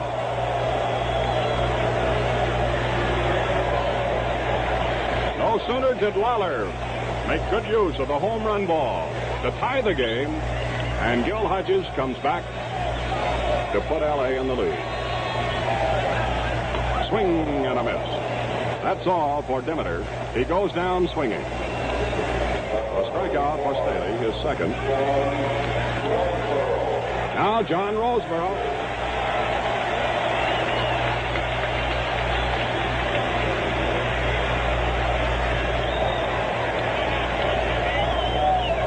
The Dodgers have hit 4 home runs in this series.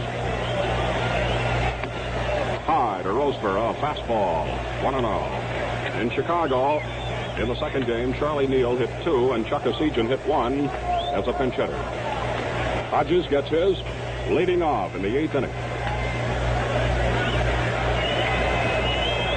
Staley ready, throws, curve is hit pretty well to right field. Jim Rivera is getting set, has room, under. That's all for Roseboro, 2 gone.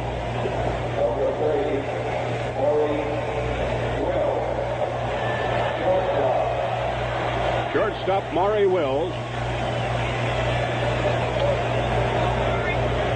Defensively, he's been a standout in the series, and as a batter, he has 1 hit today and a stolen base. A switch hitter batting left. 2 gone. Outside, ball 1. Johnny Klipstein now starting to throw for the Dodgers, and also left-hander Danny McDevitt. 1 run home. The Dodgers lead again in this game. Strike called on Wills. Los Angeles 5, Chicago White Sox 4.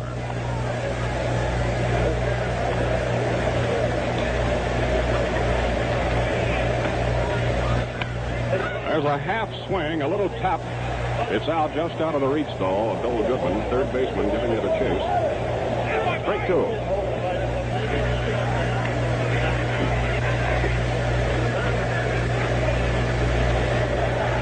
It seems to me the last home run I remember Gil hitting, it was in the 12th inning at Chicago's Wrigley Field. They needed some help as the Cubs were giving him a real battle. And it helped them go on and win the pennant. There's a ball tapped to second baseman Nellie Fox. He's up. He sidearms it over to the first baseman Kluszewski, and that's all for Will. However, there's a mighty run that goes on the scoreboard. 1 run, 1 hit, homer by Hodges, and nobody left on. We now go to the 9th inning, the end of 8 in the Coliseum. The Dodgers 5 and Chicago 4.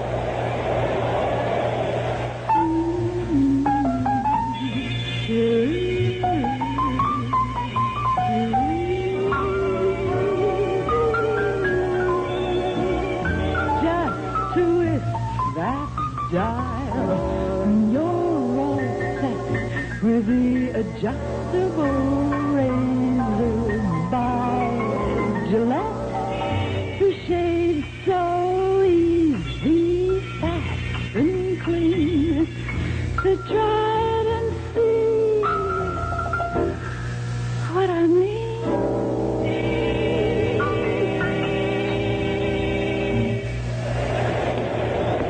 Pause now 30 seconds for station identification.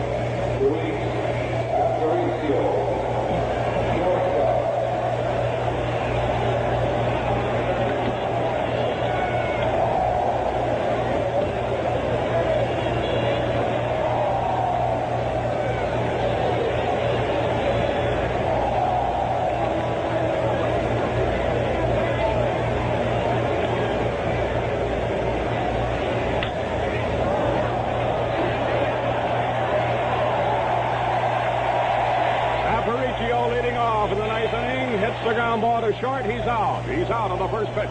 Maury Wills to Gil Hodges. One pitch, one gone. And now Nelson Fox. Time running out on the White Sox right now. Little Foxy, though, has been tremendous. He has a double and 2 singles today. He scored a run. Fireballing Larry Sherry is up on the hilltop throwing. 1 out. He's set. Delivers. Foul. Sliced right into the screen in front of us. Strike 1.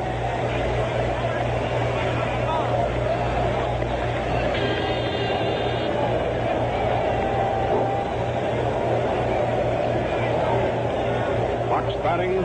9th inning. Sherry delivers. Fly ball to left field. Is it fair or foul?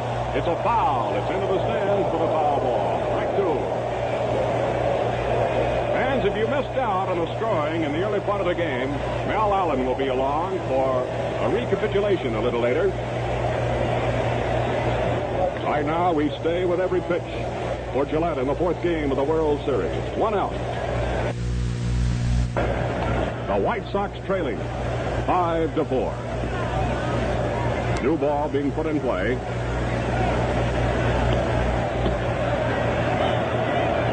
Alston with 2 more pitchers throwing in the bullpen. Here we go. Hopping ball over the mound. It might be a hit. Here comes Wills. He's up, throws. He's out by a step.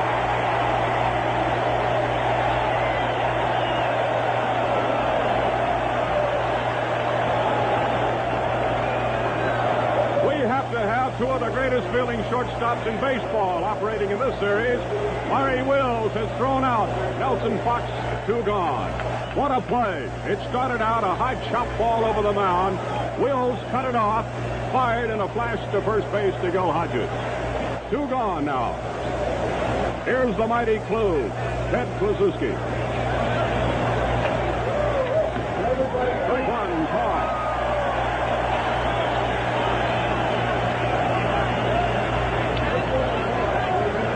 Ninth inning action and 2 away. Sherry cuts loose. A swing and a miss. Strike 2. Clue appears to be swinging all the way, hoping to tie it with a home run. Remember, he's never hit one in this Coliseum. This past year, playing with the Pittsburgh Pirates. And before that, with the Cincinnati Reds. However, today, Clue has 2 hits, 2 singles. Gerry throws. Here's the ball, hit the left field. Up fast, getting under move. That's it.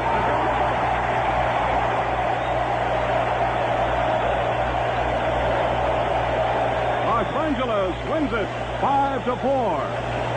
And they lead in the World Series 3-1. No runs, no hits, nobody left on. The game is over. The rundown very quickly. Los Angeles, 5 runs, 9 hits, no errors. Chicago, 4 runs. Outside, low. 2-1.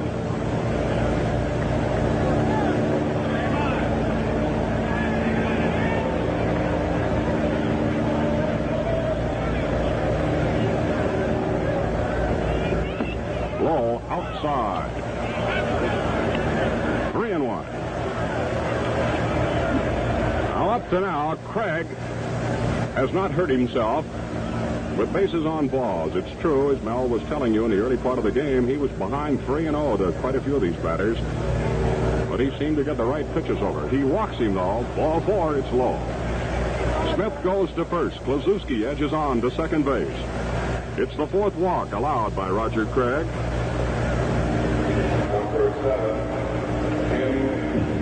Out of the dugout comes Jimmy Rivera. Slide to right. And he drew a pass in the fourth inning.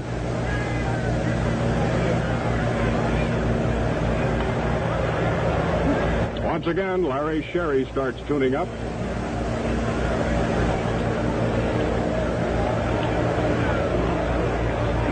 Ready to go. The pitch.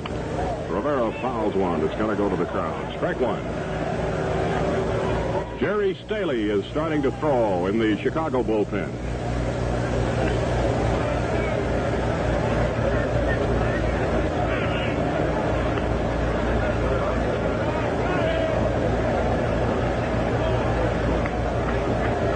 Now, this is the best Chicago threat since the first inning. Too low. A ball. 1-1. The White Sox have proved, though, time and time again, they can get up off the floor and come on to knock you over. That's how they won the championship, and they won the close ball games. And they beat the team they had to beat, Cleveland and the Yankees. All right, Rivera hits a pop-up. It's an infield fly towards second baseman Neal. He's under, and Charlie has it for the third out. Craig gets through the sixth inning. No runs. He gave up one hit, one walk, and two left on base. The score as we go into the last half of the sixth inning, Los Angeles 4, Chicago nothing. For you people that have tuned in late, Chicago has failed to score. Los Angeles got 5 consecutive hits and scored 4 times in the third inning. Yes, that's the news of the game to now. But here's some late news from Gillette. The way you fans are going for that amazing new Gillette 195 adjustable razor is nothing short of sensational. Already many stores are sold out and asking for more. And we're having trouble trying to supply that demand. You know, it makes me feel real good when I can steer you on to a brand new and wonderful different razor like this one. Different? Why, there's nothing like it. For on the handle of the Gillette 195 adjustable is a dial with a number from 1 to 9. Now, you set this dial to any one of those 9 positions for 9 different degrees of edge exposure and angle. At the lower numbers, you expose less blade. And as you dial to the higher numbers, you get more and more blade edge. There's a setting that gives you clean, refreshing shaves with comfort never before possible. Now, that's guaranteed or your money back. The Gillette adjustable razor costs $1.95 with dispenser of Gillette Blue Blades and travel case.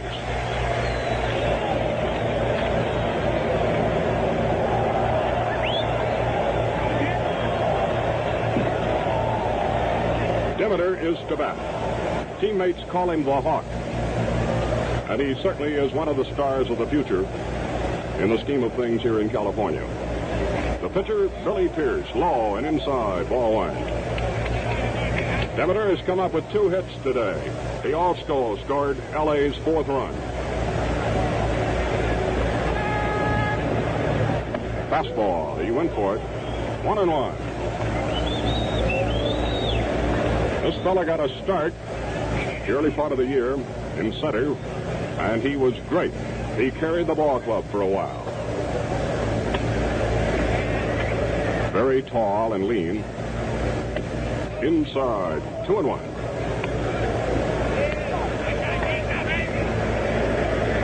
Now, it is apparent that the Dodgers are going to be tough to catch the way this series is going.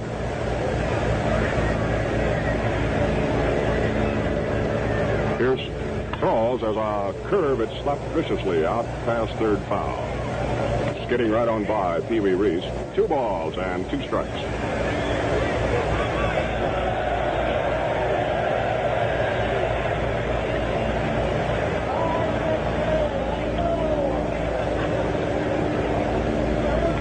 Early Wynn started today.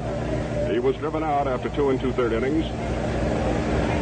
Turk Lown bailed him out in the third, and then he was lifted for a pinch hitter. Outside, and Demeter checks his swing. 3 balls, 2 strikes.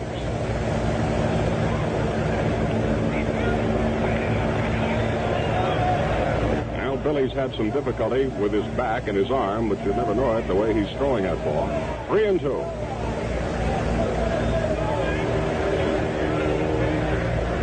High, he lost him. Ball 4. Dodgers get another base runner.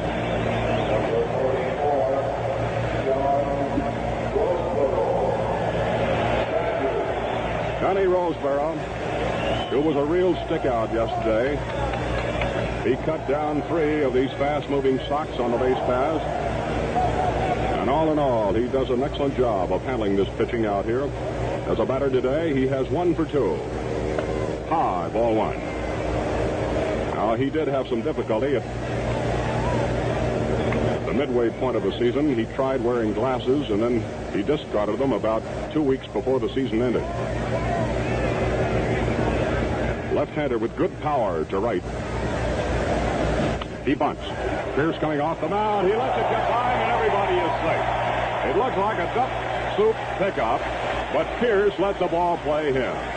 It sort of hit him on the chest, and it just rolled on weakly out toward second base, and everybody is safe. Moving into second is Demeter. Roseboro is safe at first base. 2 on and nobody out. Now the official scores are giving that one some consideration.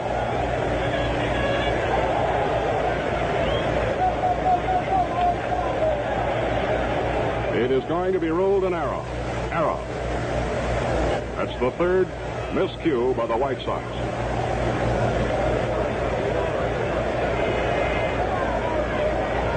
Al and I have been telling you, Les Biederman of Pittsburgh, Bob Hunter of Los Angeles, and Warren Brown of Chicago are the official scores. All right, Maury Wills, batting right-handed, hits a fly ball to left center. Smith is coming over, and Landis gives way.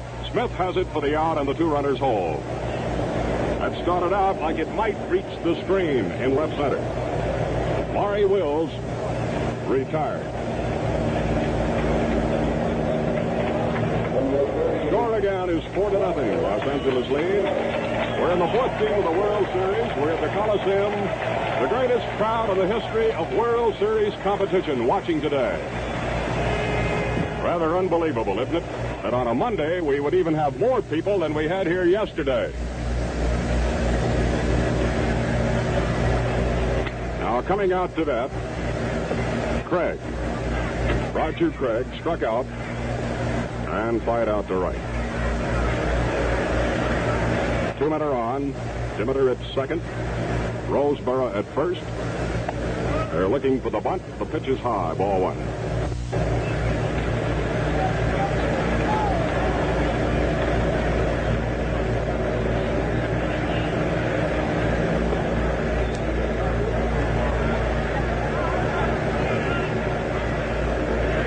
Craig is opening his batting stance considerably. It's very apparent he's going to try to bunt at least. High. Ball 2.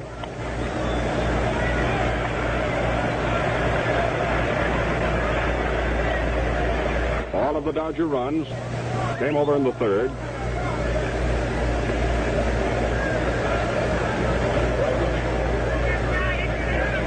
Pierce on the long stretch. He throws.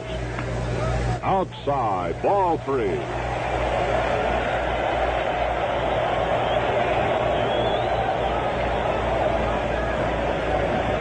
Lopez is in trouble. He has Gerry Staley, I do believe now, going to the bullpen again. Pierce way behind to this batter, 3-0. In there, strike 1 call.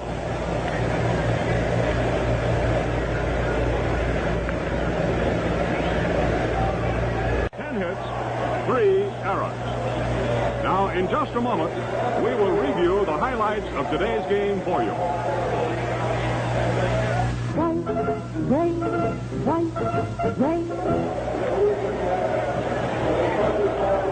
Well, how about you when you wash your hair? Are you a worrier, so anxious about getting all of the shampoo out that you rinse and rinse and rinse? You're smart.